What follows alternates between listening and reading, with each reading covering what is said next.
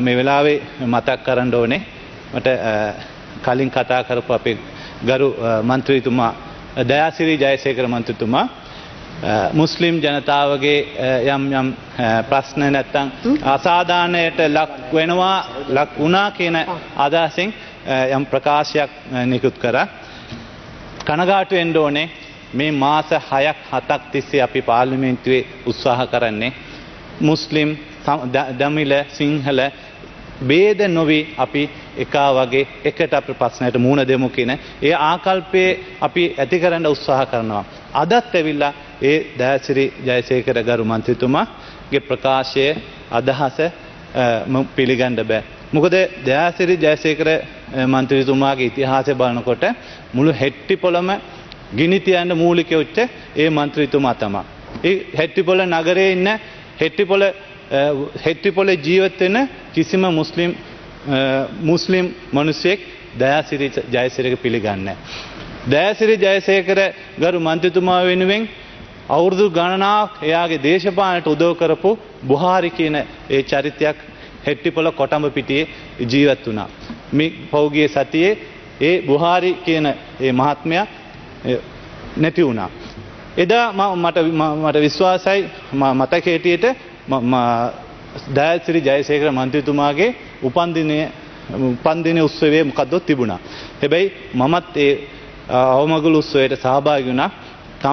තමන් වෙනුවෙන් පෙනී හිටපු අවුරුදු 10ක් 15ක් දේශපාලනට උදව් කරපු අල්ලපු ගමේ ඉන්න ඒ මන්ත්‍රී ඒ සහෝදරයාව ඒ අවමගුල් උත්සවයටවත් සම්බන්ධ වෙන්න හිතත් නැති මිනිස්සෙක් තමයි ඔය අද මුස්ලිම් ජනතාව වෙනුවෙන් කතා කරේ. සම්පූර්ණ ගිනි තෙල විනාශ කරා මේ හෙට්ටිපොළ ඒ නගරයේම හෙට්ටිපොළ කොටඹ පිටියේ ඒ ප්‍රදේශයේ මුස්ලිම් ගම්මානවල 3ක් 4ක් තනිකර විනාශ කරන්න මූලික වෙච්ච කෙනා තමයි ඒ මන්ත්‍රීතුමා මෙතන ඇවිල්ලා එදා සිද්ධ වෙච්ච දේ අමතක කරලාද නැත්නම් ඒ තමයි යාළගේ දේශපාලන භාවිතය.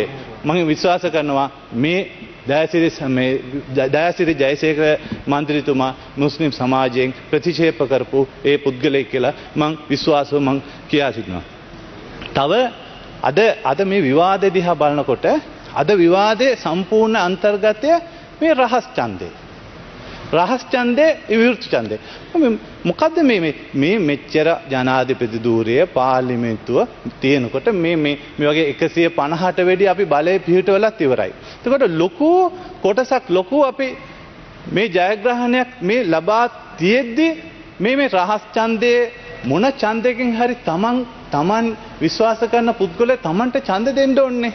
හැබැයි ඒ ඡන්ද දෙන්නේ නැහැ. දැන් කොළඹ මහනගර සභාව කතා කරනකොට මුජිබුර් රහමාන් මන්ත්‍රීතුමා කලින් දරපු මතයේ අපි මේ රහස් ඡන්දයෙන් අපි දිනනවා. ඒ පුරපති අපේක්ෂයත් ඔන්නෝ කතාව කිව්වා. එතකොට ඡන්දෙන් පෙරදුනාස් පස්සේ අන්න නීතිය ගැන කතා කරනවා. එතකොට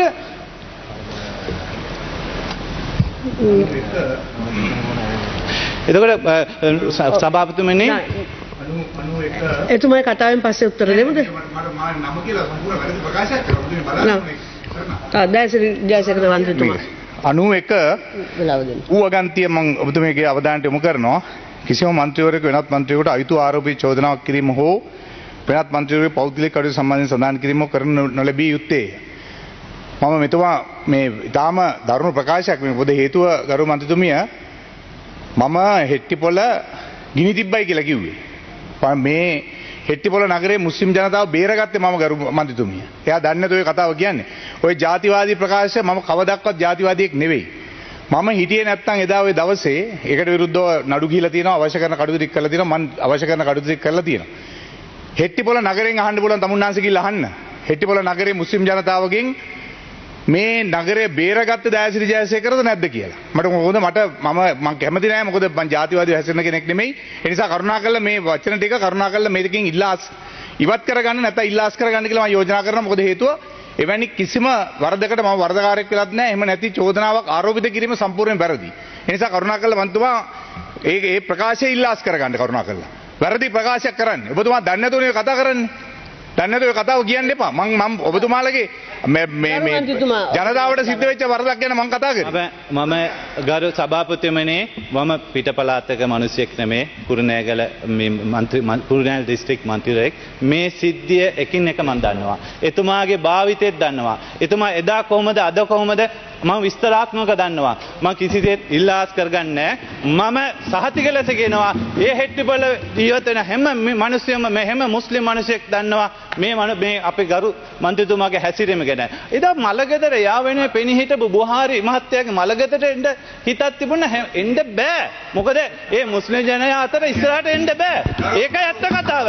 මේ මෙතෙන්ට ඇවිල්ලා රඟපාන්න ඕනේ අපිට ඕනේ මේ එහෙනම් අද පුරපති අපේක්ෂකම ඉල්ලනවා මෙතන ඔබතුමා කතා කරලා අද මොකද වෙන්නේ මේ රහස් ඡන්දේ මේ විවෘත ඡන්දේ කරුණාකර මගේ කාලේ ජයසේකර මන්ත්‍රීතුමා. කරුණාකර මම බුහාරි මැතිතුමා කියන මාත් එක්ක ඉතාම ළඟ වැඩ කරපු යාළුවෙක්. මම ඇත්තටම එදා හිටියේ කොළඹ. මොකද එදා හවස වෙනකොට මේ බුහාරි මැතිතුමාගේ මිනිහ ගත්ත මම හවස වෙනකොට ගෙදර ගියා. මේ දන්නේ නැති ඒවා කියන්නේ නැතුව නිකන් ඉන්න කියලා. ඔබතුමා කතාව දැන් කතා කරගෙන මාතෘකාවට අදාළ කතා ගරු සභාපතිතුමනේ මලගයක් වුණා නම් කලින් දවසේ ඒ වෙලාවේ යන්න පුළුවන් පස්සේ යන්න පුළුවන්. හැබැයි මැදිහත් වීම තමයි ප්‍රශ්නේ.